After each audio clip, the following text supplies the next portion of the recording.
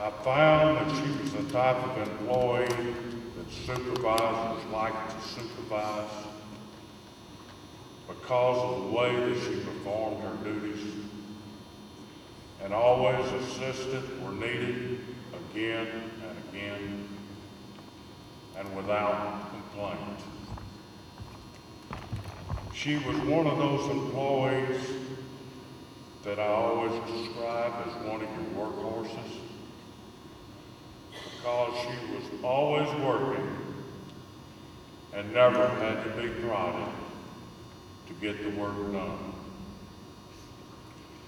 Officer Canfield was one of those dedicated employees that never drew attention to herself and would have probably never been known by most of the staff until she made her statement at 10:30 a.m. on September the 24th, 2007. I'm going to spare you the details of that moment, but I want you to know that Officer Canfield never faltered in performing her duties as a correctional officer. She showed her true character in attempting to stop this escape and attempting to uphold the mission of the Texas Department of Criminal Justice. Officer Canfield made the ultimate sacrifice by fighting to her death and her attempt to prevent an escape. Officer Canfield is a true Texas hero.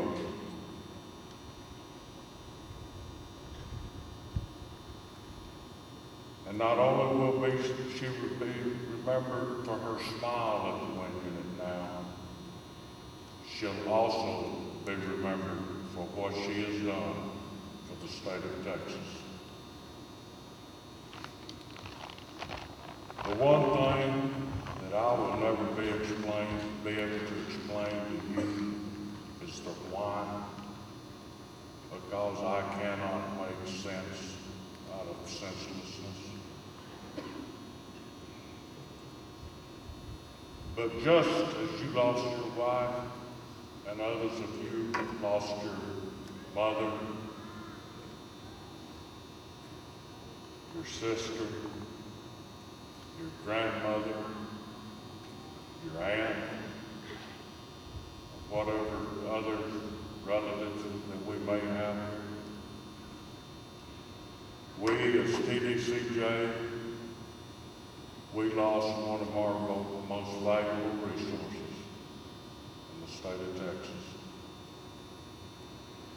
One of our own, one of our employees. Our thoughts and prayers will continue to be with you.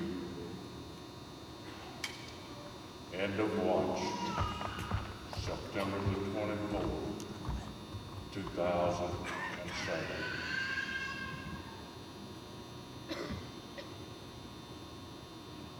We received 2 letters. They're unique letters. When we talked yesterday, they wanted me to read these letters to you today. I think you'll understand when you hear them why they are unique and how much they mean. The first is from an inmate at the Wind Unit. His name is Von Short. It says, an officer's memorial. I wanted to offer my condolences to the family and friends of slain correctional officer Susan Canfield. Perhaps that means little coming from a convicted felon currently residing in the Wind Unit. However, I'd like to offer a different perspective on the sad chain of events that took place 9/24/07. While I'm no big fan of correctional officers, I'll probably catch flack for writing this. I still felt compelled to express my opinion concerning her death. Most, even in here, wouldn't condone the killing of an innocent female trying to earn an honest living doing what she loved. First off, she had no part in those two coming to prison. And second, she played no role in the decision to keep them here. It was simply her job to assure no harm would come to them and they didn't harm anybody else. Sadly, she died trying to prevent that from happening. Perhaps the main reason I'm writing this is because I knew Mrs. Canfield well. Having been around her since she started working here 7 years ago, I can attest that she was probably one of the sweetest human beings working in this institution. One day I told her something was broke here in the dorm, and she replied in one of the softest, most pleasant voices I have ever heard. In fact, I had to think up another question just to hear her speak again. She always had a smile on her face and was one of the few that understood that it doesn't take yelling, cursing, or being ugly to make somebody submit to a legitimate request. She was always polite. Case in point, I had finished eating my meal one day and was the last one in the chow hall sipping tea. And she walked up and smiled and said, "Come on, let's go. Can't be that good." Immediately I got up feeling no hostility or hatred, smiled back and said, "Yes, ma'am." She didn't bang on the table, talk noise, or drop her foot on the stool next to me and stare until I got up. She was pleasant as always, and I respected her for that. I realize these officers aren't here to be our friends, and I'm certainly not here to be theirs. But while we're passing through, we have to live and work, sometimes closely with one another in a stressful environment. Officers like Mrs. Canfield make a bad situation tolerable. When I heard her name announced on the radio, I felt sick to my stomach. She didn't deserve to die like that. Everyone I've talked to said how sweet she is and how one person said anything bad about her. In here, that's pretty unusual. All of us were impacted by Officer Canfield's senseless death. TDCJ not only lost a professional officer and a good one at that, we in White lost a good role model. Someone that showed us through our own actions that life is too short to walk around with a chip on your shoulder. The other letter is from one of you, one of her co-workers, Lindahl Wilkinson. It says, "Out through the inner door." Each morning, Monday through Friday, I met her. As I ascended the special needs ramp at the front of my work, she was coming down. In the still dark hours of the morning, I never saw her name tag. I don't wear one. Her usual greeting somehow always included, "You smell nice." My greeting usually had something to do with the unspeakable hour of the day. 5 o'clock in the morning is not good for me, but she was, always. As we met each morning, I assumed she was leaving with third shift. Not once did it occur to me that she was just starting her day as I was. Maybe that is what made her so special. Before dawn, she could already see the beauty of the day. So Monday morning, when the unspeakable happened to my coworker at the wind unit, I first didn't know a name, and then I didn't recognize the name that I heard, because I had let something go that I should have attended to. On those brief meetings, I never told her that she had an extraordinary poise, that she carried herself with such grace. I usually said, "Oh my goodness, can you believe it's morning already?" Such times as this, I finally get it, that I can be really shallow. I never told her that I needed her humanity at the time of the morning. Even as she faced a harder day than I could ever imagine, I counted on her face in the mornings as she presented the professional being that she was. I should have asked her name.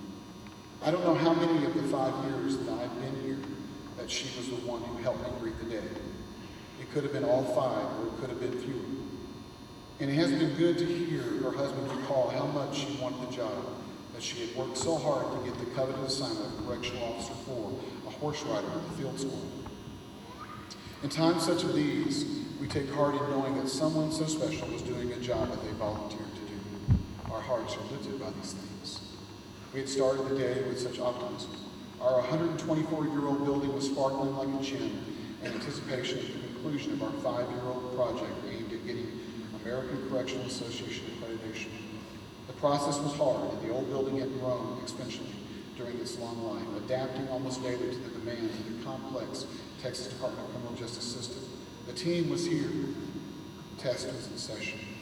Then just after 10:30, the call came. Rack up the unit. We complied instinctively.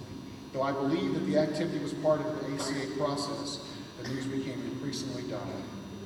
Yet I hoped that we were involved in a drill. Maybe my reaction was my mind's way of taking care of the fragile situation. If it is a drill, we are perfectly prepared. And why on earth would we need a real-life situation since we are prepared? As I waited those awful minutes early in the event, I became angry. If this is real, I thought, it's just not fair. It's not only not fair, it's not even close. We have a precious administration here who carefully, methodically, and efficiently walked us through the process for the good of the wind unit, for the good of the public and those we have incarcerated. The most professional men and women who staff this agency work right here, and they deserve so much better. Yes, that's what I thought. I still didn't know that the initial victim of the crime spree was a beautiful soul like my perfume. As the doom descended and the day drew close, my heart was heavy as I approached the front door and anticipated the sunshine and the high sky that was Monday. As a glorious day greeted me and I approached the steps, I met Mrs. Bell, a friend and key officer. We touched hands, although we didn't meet eyes. Our hearts too heavy for the unusual silliness that accompanies the end of the day. At that moment, my mind's eye saw her face. Why then? Why her? Although I couldn't know it for sure, I was still certain. So that is who the lovely early morning reader was, Susan Canfield, field officer and lady. Susan Canfield's end of watch was Monday, September 24, 2007. According to Brad Livingston, executive director of the TDCJ, Officer Canfield gave the ultimate sacrifice to the state of Texas while carrying out her field officer duties. I should have asked her name. I should have told her that it was Estee Lauder's white linen.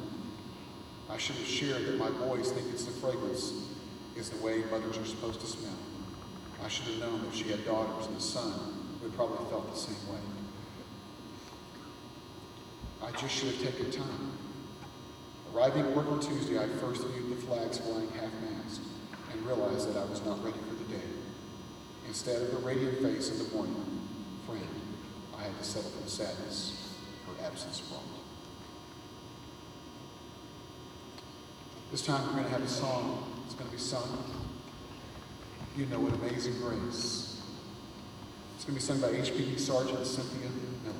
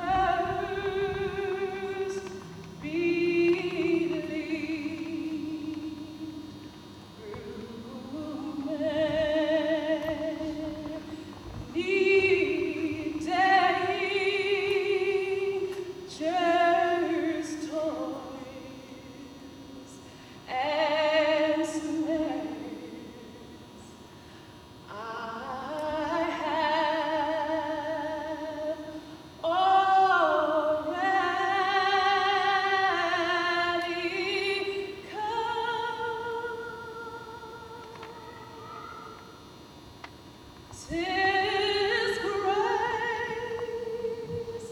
that brought me safe thus far, and grace will lead me home. When we've been there 10,000 years, bright shining as the sun.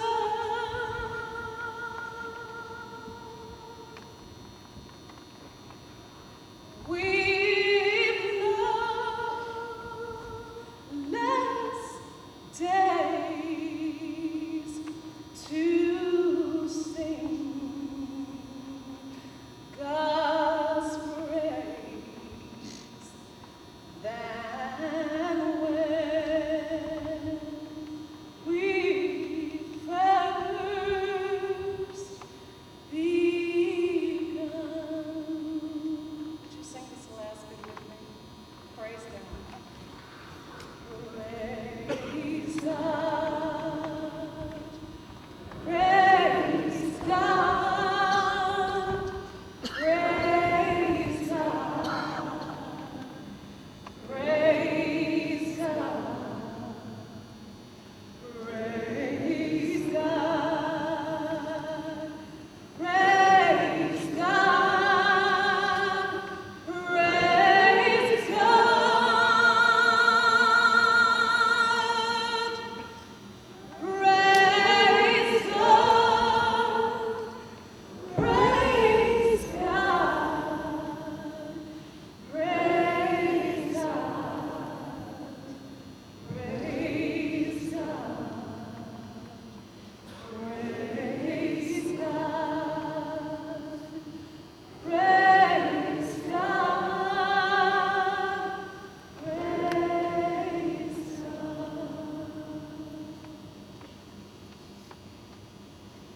It certainly has done that today, Susan Campbell. Let me read a verse to you out of John, 15th chapter.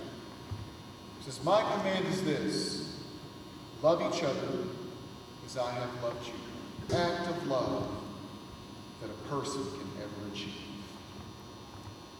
Jesus said the greatest act of love is laying down your life for others. Susan laid down her life. That fateful morning, she laid down her life for her friends, for her family, and for the people she promised to protect.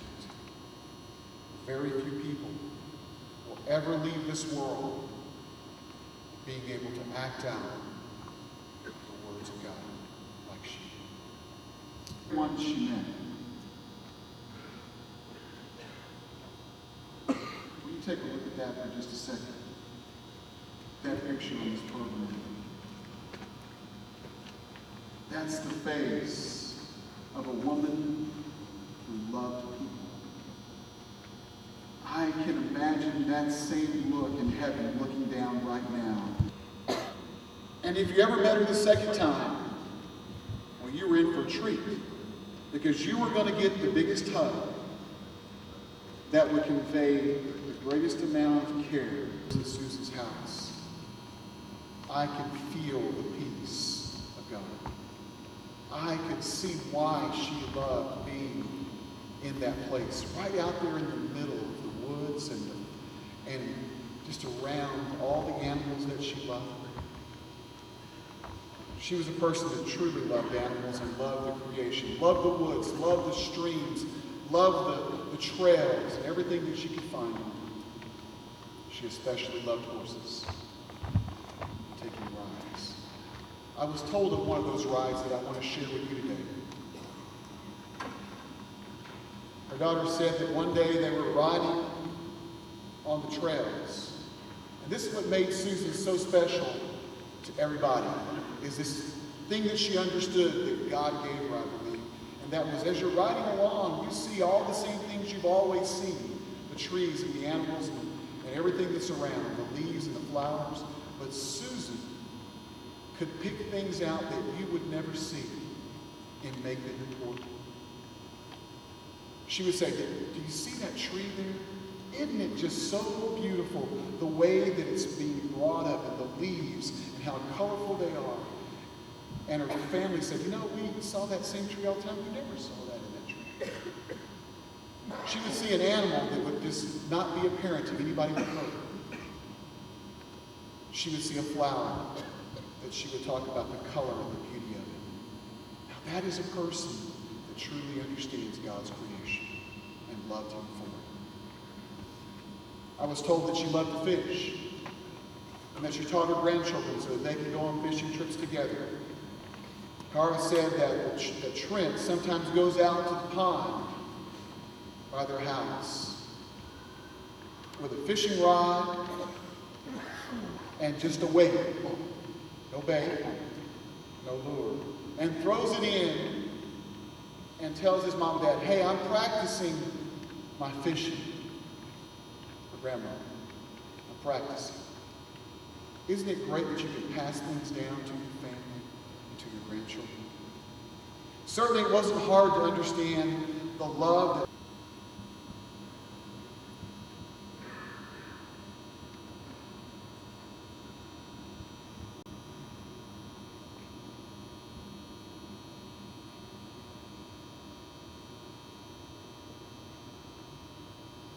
going to try to play Rock of Ages on my harmonica.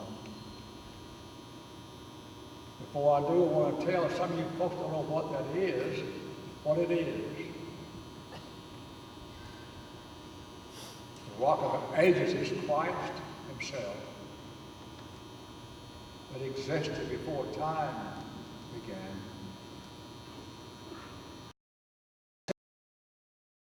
He has a cleft in his side, a huge one. You know, a cleft. The song goes something like this. I want to sing just a couple of bars of it.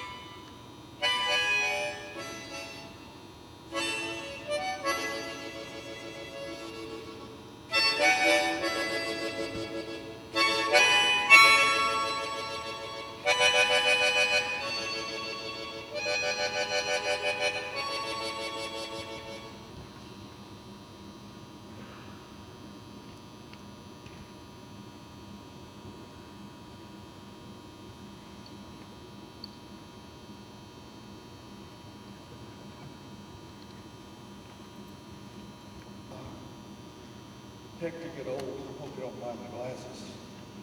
I hope you don't mind me having to read a little bit.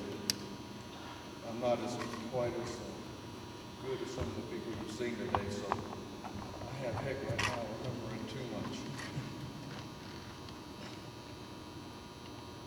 First of all, I want to thank each and every person who put in so much time and effort to make this service possible. I do understand what some of you have been through.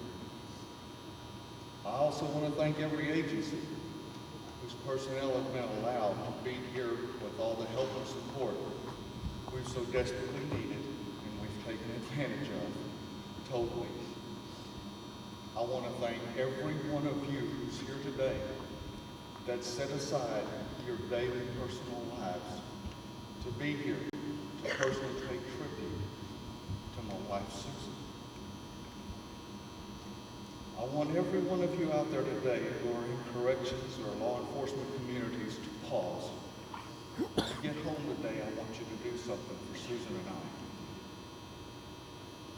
First, as we attend here today, if your life partner is with you, reach over, squeeze their hand, hug their neck, kiss their cheek, or just bring them into your thoughts.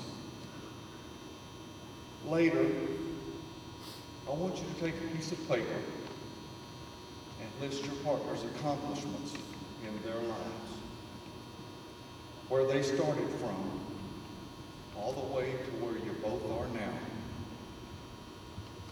Then I want you to take a few minutes to ponder that list, and I want you to absorb the meaning of the feats that they have done to do.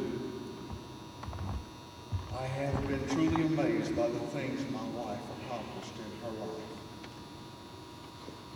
The lives she touched, and all of that transpired before me on a daily basis, and I never really realized what all of it actually meant and was for. Those days I now realize passed ever too quickly. The day after Susan was taken from me, I sat with Warden Bell as he expressed his heartfelt loss and sorrow. He told me Susan had died, a true Texas hero, charging and fighting to the end. Those who knew her outside of her job may not have ever imagined that when that moment came, the small-statured, beautiful, unassuming woman with a soft and endearing voice and a smile for everybody could move so boldly and quickly to action, placing herself directly in harm's way to protect the others around her. Those of us in the professions we've chosen, or at least I know for me anyway, always wonder if we have it in us, if we really, truly, deep down, have it in us to act selflessly and courageously if the moment comes. Will we do it? If we will act when we should. Susan proved. She did it. Susan proved she had it. I only hope if that moment should ever face me, I only hope I can do her harm.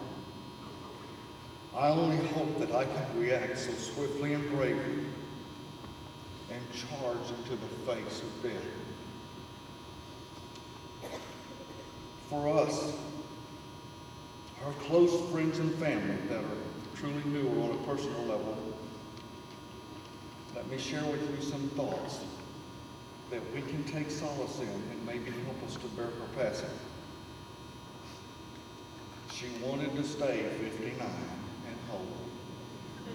You don't know how she dreaded her 60th birthday.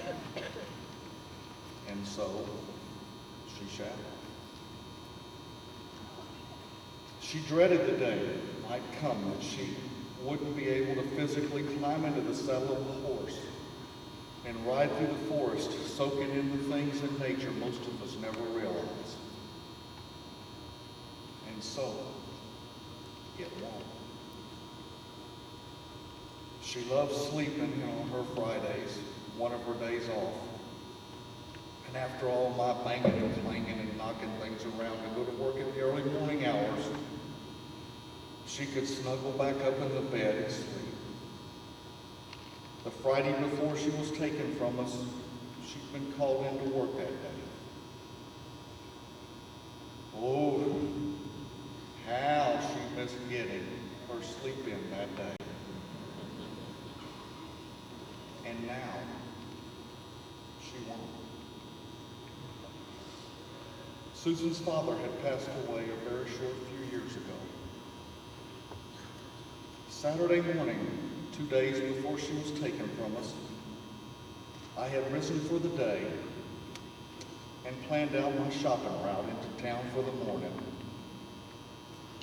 When I went into her and I bent over my beautiful, peacefully sleeping wife, I kissed her gently on the cheek and I whispered I was headed off for the morning.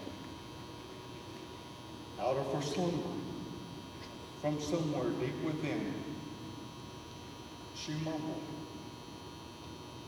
"It's time to take me home to see Daddy again." And so she has gone. We all laugh about one of her favorite statements.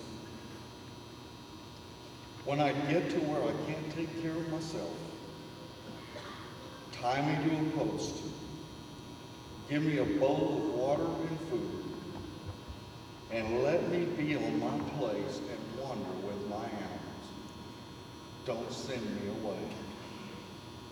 And so, though the accommodations are far better than she had asked for, that's where she shall be. They say you only need to remember the good times. I have 19 years of those. Each day of every year. As Cora, my daughter, told me, nothing had been left unsaid. There are no regrets. We were always open with our feelings and our thoughts, mad or happy, joyous or sad. We left nothing behind. We left nothing on the floor.